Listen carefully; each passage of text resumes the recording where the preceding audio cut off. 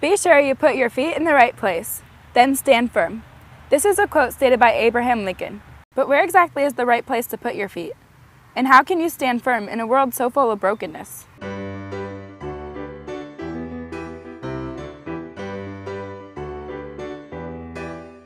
Christ has provided the right place to put your feet. As long as you're standing firm in faith, you will be strong. Ephesians 6:11 says that in order to resist the devil, we must put on the full armor of God. But why would we need armor?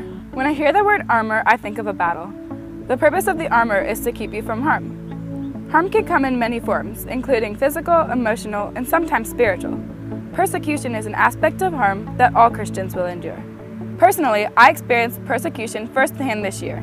I go to a public high school, and sometimes finding friends and students who share the same beliefs is really difficult. I sit at a lunch table with some friends and acquaintances, both boys and girls. I had found myself becoming the easy target. Every day I was made fun of, laughed at, and picked on. All of this happened because I was the only follower of Jesus that showed my faith.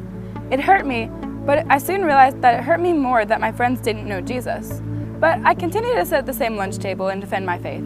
So every day I would go and sit there and I would try to show what I believe and why I believe it. But sometimes it wasn't always easy. Jesus says in Matthew 10:22, "All men will hate you because of me, but he who stands firm to the end will be saved."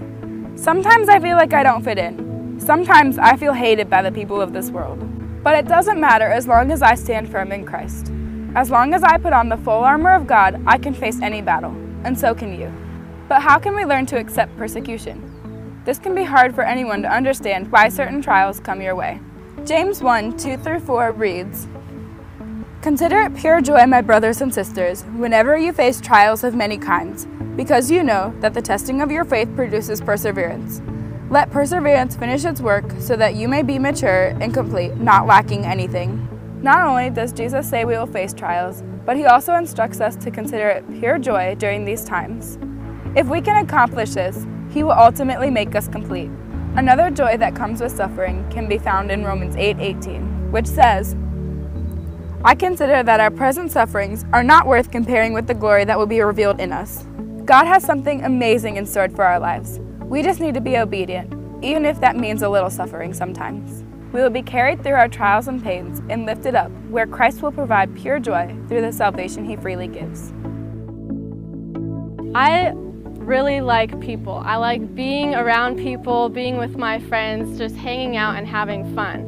And I find that a lot of times when I'm not with other people, I'm almost sad or depressed. Like I depend on these other people for my happiness.